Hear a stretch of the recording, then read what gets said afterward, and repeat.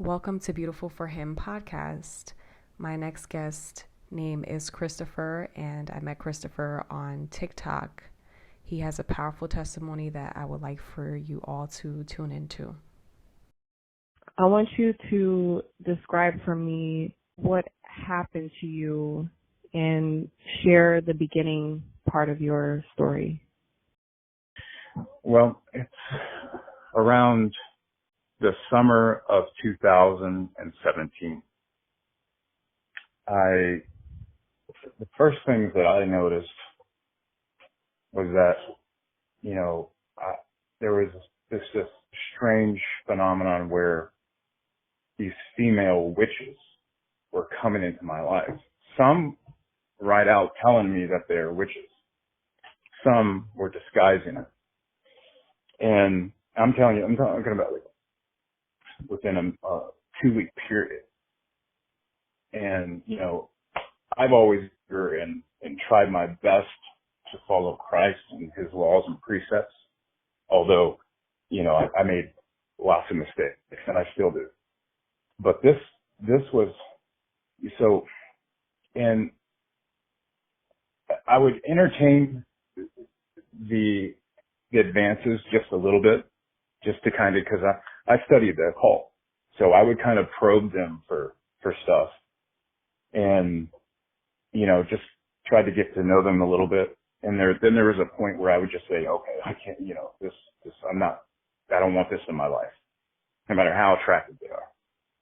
And so I would push them away, and it's like they kept advancing. If I got rid of one, another one would come. And then to the point where the last time I went on a date with a girl, and this is the one when they started to hide that they were, into witchcraft. And so this particular time, I go on a date with this girl, and I look at her, she had a necklace on, and I seen it as soon as she came came into the restaurant. And I seen it, and I just knew it was strange. I just had a feeling, what is that, It was some kind of stone. And at the end of the date, I said, hey, what kind of necklace, or interesting necklace, what kind of necklace is that?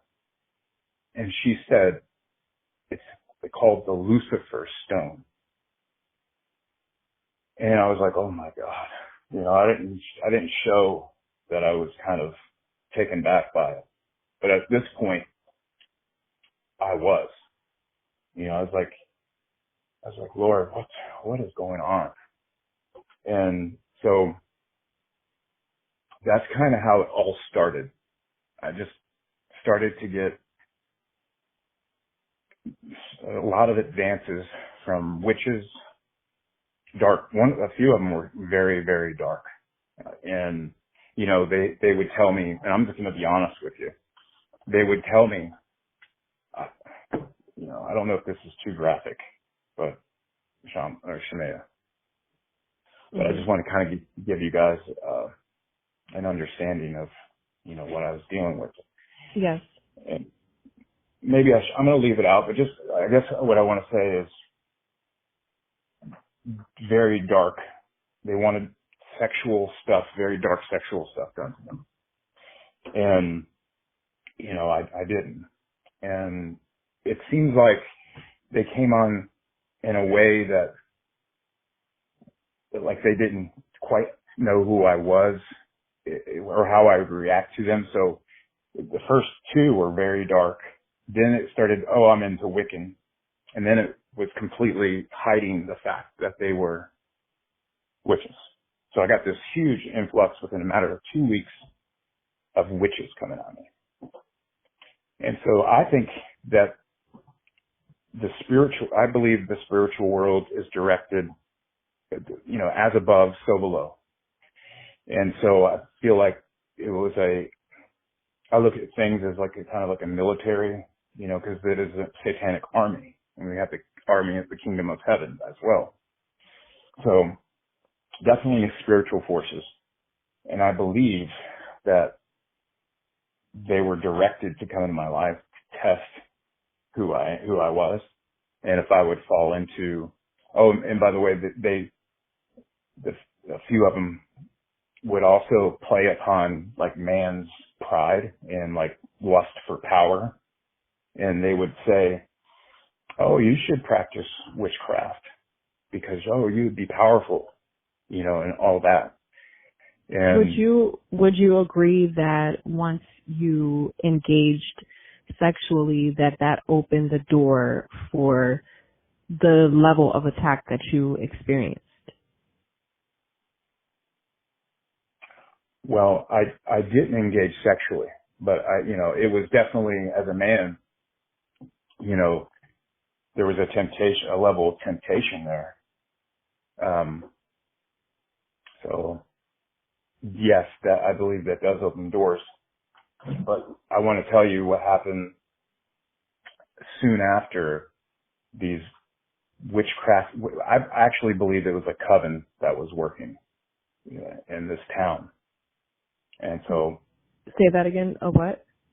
I believe that all these girls actually knew each other and that they were in some secret occult, a coven, witchcraft coven in that town.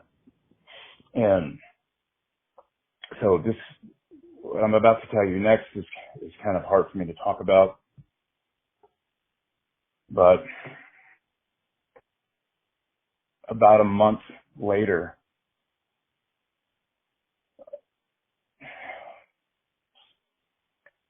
so at around, I think it was in February, I started to notice vehicles following me. And they were jet black, tinted out, and what I later find that they're called murdered out vehicles. It's where you have jet black tinted windows with like black rims. And so I started to notice these vehicles around me. And, and I was getting scared, naturally, right? And so to test what I thought was happening, I went into a restaurant where it had all windows, and it was a McDonald's, and I ordered a coffee at McDonald's. And I sat down, and I usually carry like paper and pen and stuff like that because I write stuff, And so I had that on me, and I sat down, and I marked the vehicles that I kept seeing, and then I would slowly get their tag numbers when they stop at lights and stuff like that. And I sat there for about an hour and a half, and at the end of that, I had marked down where all 9 or 10 of these vehicles had circled me, several times, and I would put a check each time I'd seen one. And that's when I knew something was happening, and the level of fear definitely was there then. It was like something out of a movie, and I just kept thinking, maybe they missed, I thought it was the law enforcement or something, thinking that I'm somebody I wasn't, because I don't really, I don't do crimes, so I was just like thrown back. I was like, what's going on?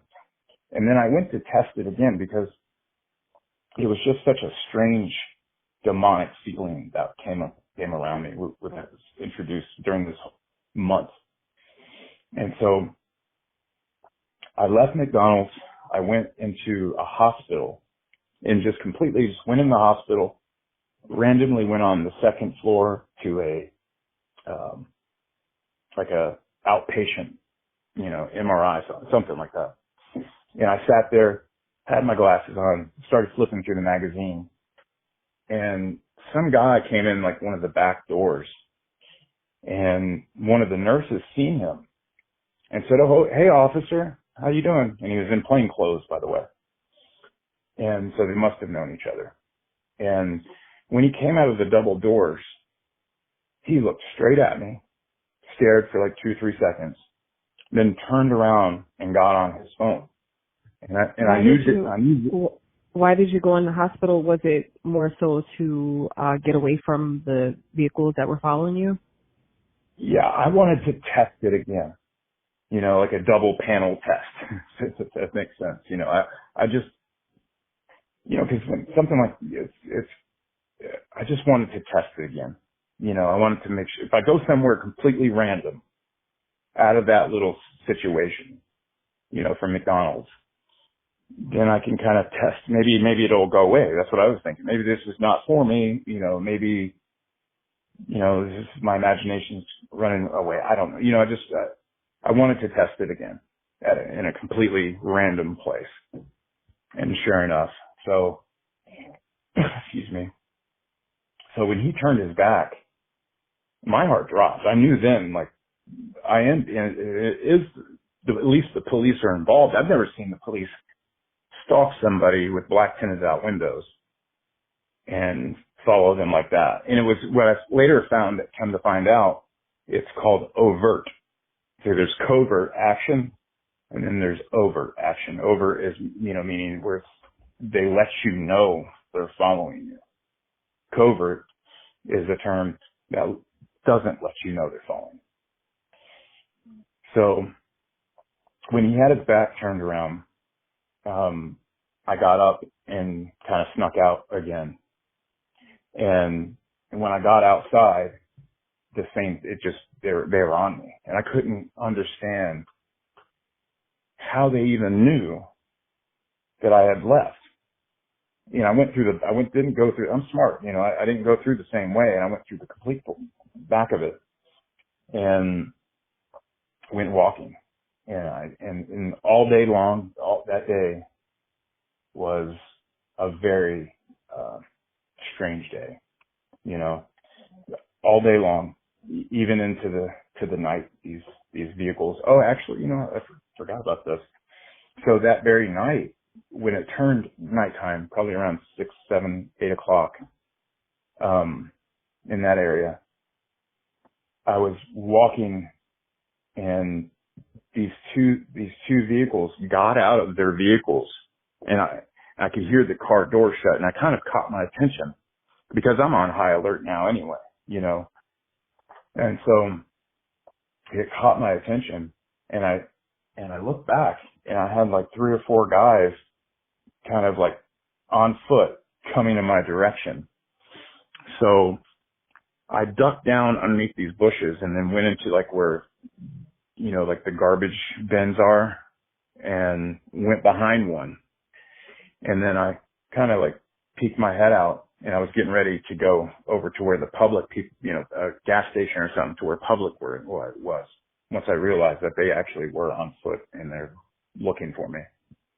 And I did. I started walking to, the gas station and then they noticed that I wasn't where they thought I was because I went under the bushes, I like crept under the bushes, and so then they see me. We locked eyes for a moment and then they said something and then got back in their vehicles and each vehicle was in this formation. Like they have done this before, they like, it's just strange how and come to find out that what I'm talking about is gang stalking.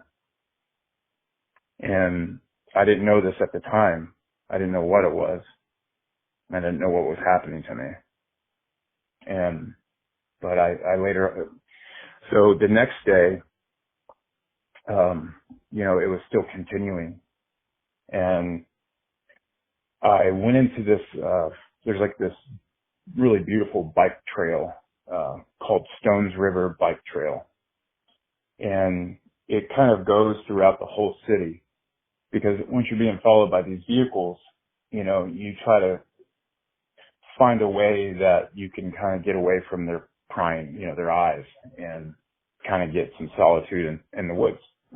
So I took these bike trails and I jumped through a river too to get to the other side. And so I got wet. It's kind of embarrassing to talk about, but, I got to the other side and went to this restaurant. And before I was at this road, this like main road in Murfreesboro. And I got to the side of the road and I was waiting for the traffic to go so I could cross over and go back to where a public place where it's the only place where I felt safe. And before I even crossed the road, there was this young man, probably around 30 years old. And before I even crossed the road, he like was waiting for me, it seemed like. And he said, "Hey," he goes, "Are you okay?" And I said, "No." I said, "I'm not okay. I have people following me." And, saying stuff through their windows. And I thought I thought it was police, but it doesn't act like the police, And started to explain to him, and he just stopped me. He goes, "Man, you're getting gang stalked." And I said, "What?" And he said, "Yeah, that's what gang stalking is." And I said, "Gang stalking? What is that?" And he described it to me and basically filled me in and said, "Man, you need to do some research." He said it happened to him. And sometimes I wonder if that was an angel trying to show me what was happening to me. Because a lot of people go through this and never really understand. It takes them a long time to understand. So I kind of have a leg up, and at least being able to identify. And then I was able to do research.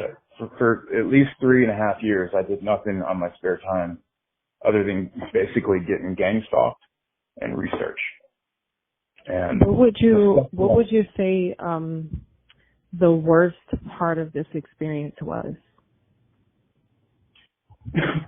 Well,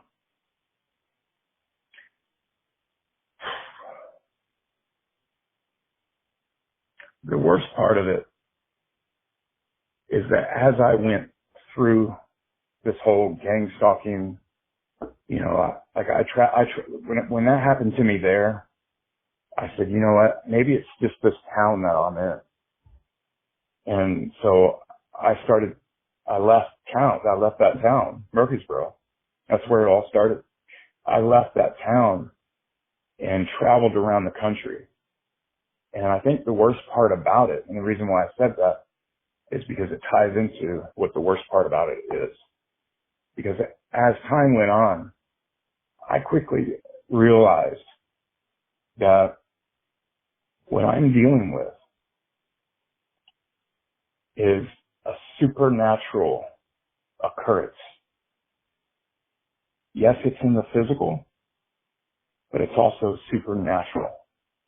And I never even heard or understood that this world could actually produce that kind of evil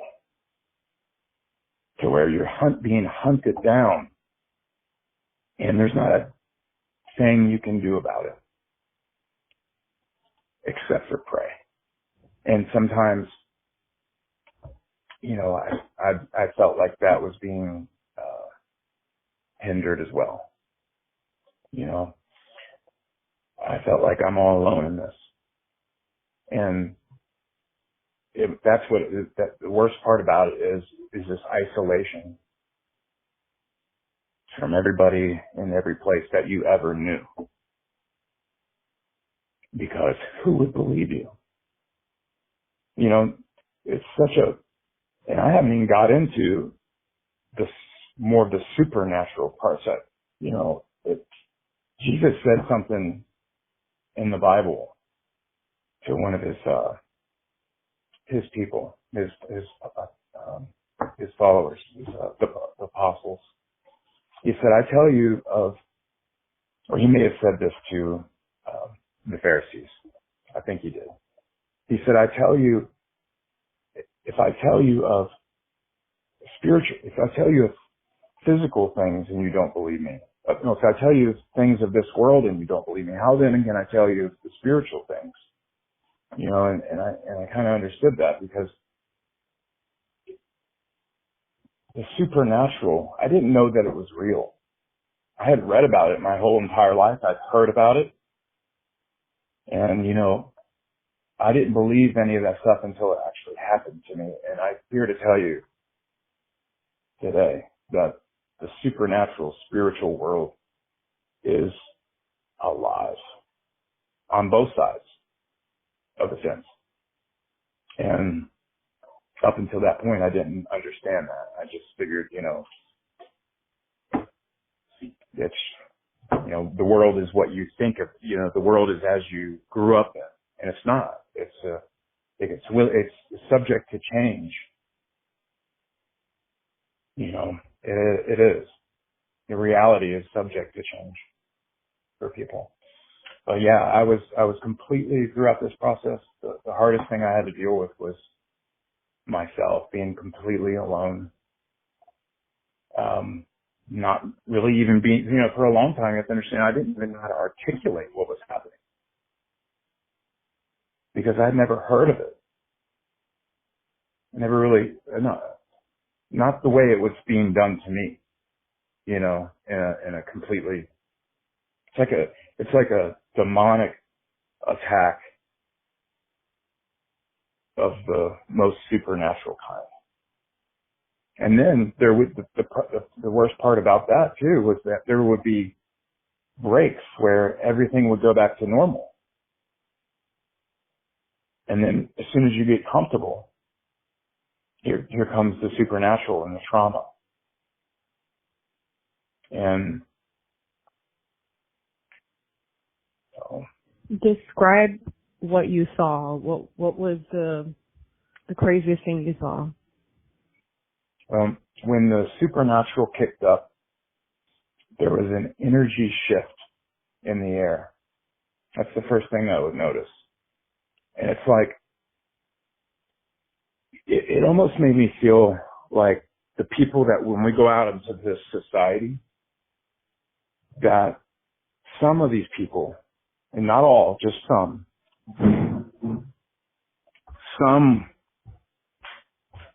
seem to be like automatons, like they're not, that the enemy was able to basically open them up, gain access to their bodies and their minds, and literally take them over at a snap of a second. That's that's the beginning of the high strangeness, is that I've seen people being taken over, and then their whole face, their whole demeanor would change, and you would see what was in them. You would see the demonic come alive in them. And I'll give you an example on this. During this gang stalking, I was being gang stalked, and I was having heart issues. I don't know if they brought this on, but I was scared, and I was looking for the word nervous, so it did bring a lot of that feeling on it. And later on, I did find out that they can induce these things as well. But I was in Las Vegas, and I started to have my heart started to fail me because I was walking around on the Vegas Strip, and people that I don't even know would literally look at me, and demons were coming out. You could tell they're demons. And they would give me the most disgusting, evil smile. Their whole countenance would change. And I've never been to Las Vegas in my entire life. So when that was happening to me, it was scary. And so I went into this random hotel. I think it was the Pyramid Hotel in Las Vegas. And I go in there, and I seen this guy loading stuff up. And I said, "Hey, sir," I said, "I'm sorry to bother you, but can you please call 911? I feel like I'm having a heart attack." This demon came into him, turned his head, looked at me, and said, "No." And, and I just turned around and walked away and was like, what in the world am I dealing with here? And I go outside, and luckily I actually met real human beings that were not able to be taken over. And this brings to attention how crime works, and how some people, they say, "Oh, he just snapped." No, I don't. Now that I know what can happen, I wonder if these demonic beings are able to come through these people as like portals to the three-dimensional world. Also, And the thing is there is the whole spiritual warfare thing. If people are open to being possessed by demons, or if they allow spirits to enter into them, anybody can be used by Satan. And because of the level of attack that you were under, it just seems like the darkness was more obvious to you, and the enemy was magnifying it to you. And also the spirit of fear was gripping you too. So it basically worked hand in hand. Because even when you think about an anxiety attack, basically it feels like you're going to die. And it also feels like, your heart is going through the same things, that you would go through when you are having a heart attack. So it's really has to do with the spirit of fear working hand in hand with these, the powers of darkness and the spiritual warfare that you were going through. It induced all of that, it seems like. well, that's a good point. And, I do believe true, because it's like these demons were feeding off my fear. But I don't want to make light of that, this phenomenon was happening. And look, one of their eyes glowed red. So, that's the type of stuff that I was dealing with there. And yes, I was afraid. I was very afraid. And I was, that's true. And as the gang stalking, went on periodically, that's the one thing I felt like God was teaching me, was that he was teaching me that the fear is, these entities are feeding off it. And so, it was definitely a long-term revelation that I was having, over the years, on how to fight back, and that's one thing I'm glad you brought that up, because that's one thing that my big lesson throughout a lot of this was control your fear. Yes, it's scary, but I felt also like I was being protected too. There was a certain degree of protection that I learned that I had, and then I had to just kind of walk in that, and that was one of because I just wanted to say that the Bible tells us over and over, fear not. It's yes. a requirement, like it's an obligation, it's a commandment.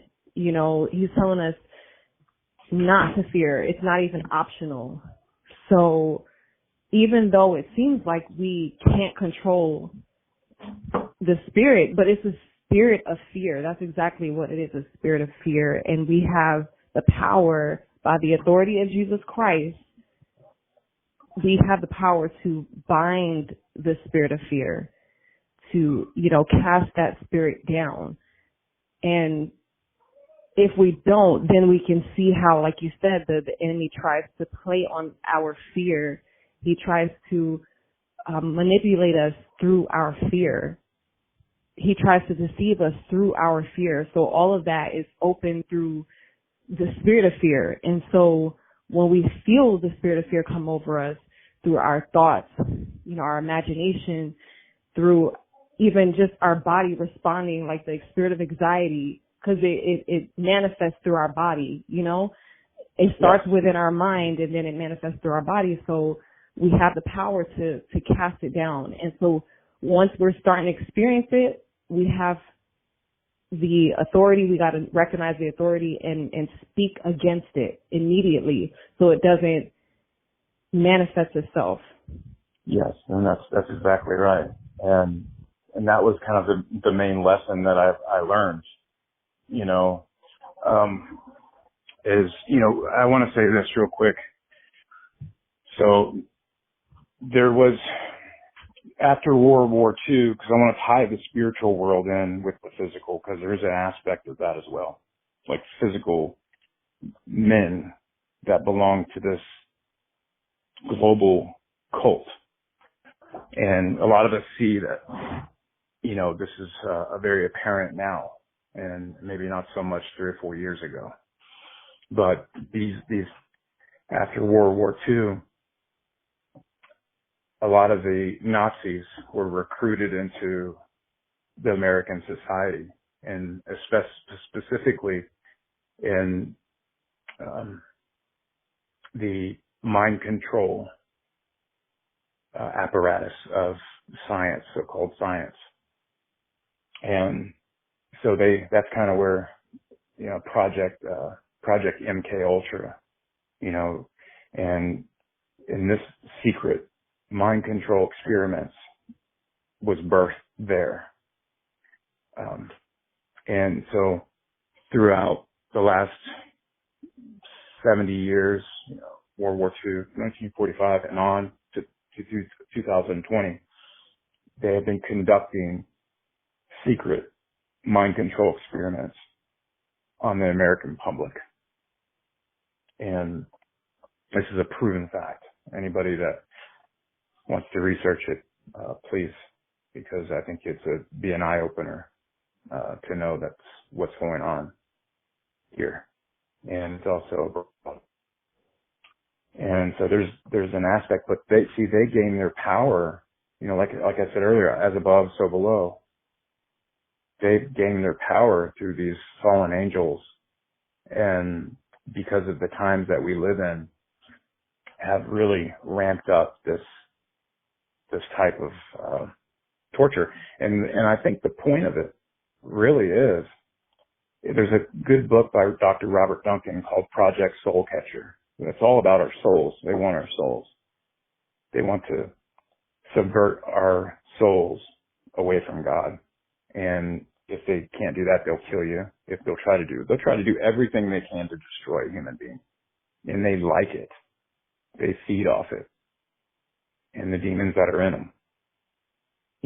And that's another thing. One of the things that I was so startled and taken back by was that these people, I'm not an innocent person, but there's some innocence in me, and I felt like they wanted to steal that essence about me that does love God. And they wanted to break me, and come to find out the whole point of these experiments on people is they want to split your personality. And I wish you guys look up Project MK Ultra and Dr. Robert Duncan, because it's all there. And what they're doing is they're trying to traumatize somebody so much that you basically, the part of you that is you, it separates. And then they're able to create a new you, which usually entails demons. And that's how a lot of this strange stuff is going on too. These people probably have been traumatized themselves. Even I just want to interject really quick. Sure. Even I feel like the prime example of this is a lot of the celebrities, a lot of the artists in the music industry. One example also is Britney Spears. And when she had that mental breakdown, it just goes to show you that was in effect, but it almost became ineffective because it just really showed that somehow the core essence of who she really was trying to come out, and it was like an outcry. And I believe the reason why they also do this is because it's about your soul. And once they have taken over your mind, then they can manipulate you into going into the dark side, and it's about having that authority over you so that you won't ultimately, so that your soul doesn't get saved. Because in the Bible it says it is with the mind that we serve the Lord. So if they can control your mind, then that means that they can control your will power. And once they open themselves up to this, then it's almost impossible for them to get saved. Yes, that's a very good point, and I believe that is 100% accurate. No, you're exactly right. They see the soul is sometimes referred to as like the seat, and then your mind, your spirit, your will, your intellect kind of sit upon that. So the soul is it's your essence, right? And then the spirit kind of gives you power in the body. It gives you light, electricity to be alive, and then you have your body. So, but if they can take the spirit and break that down, like you said, they can control you to where your mind is no longer yours. So then they are controlling your mind, not you. So you don't have free will anymore to choose to live, according to God. You're not even no longer you. So they change who you actually are and just kind of push you to the side, your true essence of who you are, and then recreate what they want and put that in there through trauma and fear. Throughout this process of really, I say it as an unveiling, and that's exactly, sitting back and thinking about things as when they happened, and just going over in my mind all the stuff that I've been through with the gang stalking and the supernatural phenomena and all that. It was an unveiling. It was a revelation. Things were being unveiled. The world the enemy's world has been completely unveiled to me. And it wasn't fun. It wasn't exciting. It was horrifying. And when I pray, I say, Father, please don't let what happened to me, don't let this be my end. Just that, the many nights where I didn't think that I would even see the daylight come up. And I pray, Lord, don't let this be in vain. Don't let all this stuff that's happened to me be in vain. Let me somehow be of some service to you. And that's how I really feel. And although it is hard to talk about, I'm very glad that I've met you, and we've become friends, and you've encouraged me to speak about these things because of what is here and what is coming. See, there's one thing that I also want to say is, right now I believe the restrainer talks about, the word says about the restrainer holding back this demonic army that's already here. It's already here. It's chomping at the bit to be opened. And during this process, it taught me to be righteous, because there was a time in my life where I could do just about anything and not suffer no consequences, until I couldn't do anything that I wanted and suffer no consequences. And the grace period for my life was over. And although I do believe I still have grace, but to a level, this time that we're in, is you have to walk. You can't have to choose sides. You can't play both sides. If you're His and He has a calling in your life, it is demanded of you that you walk with the Lord. And if you don't, the Bible also speaks of He will give you over to Satan.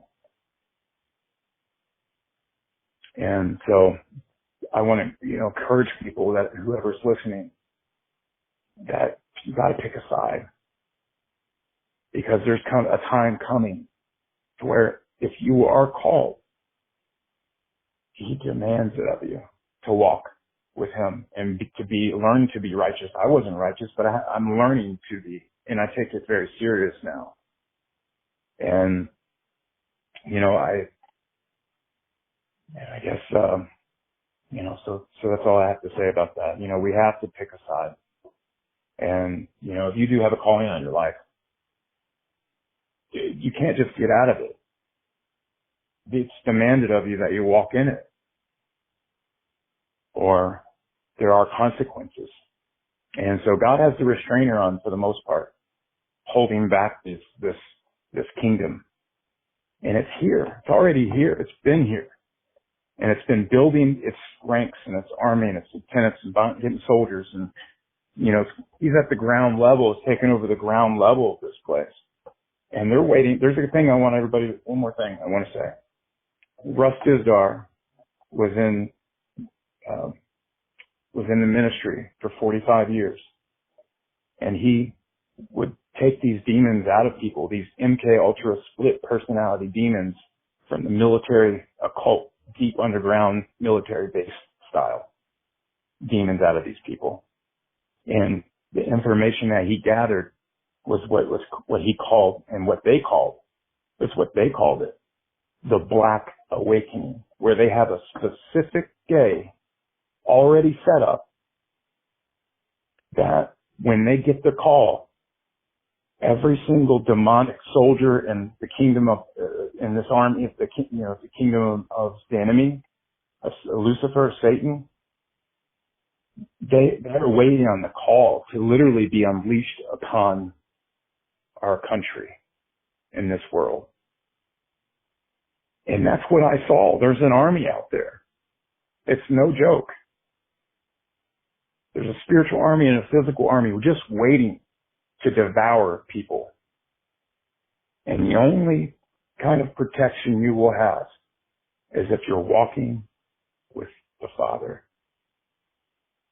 So that's what I encourage out of all this information we gather in this process is choose a side, walk with God, learn to be righteous because he demands it of you. If you have a calling on your life, he demands it.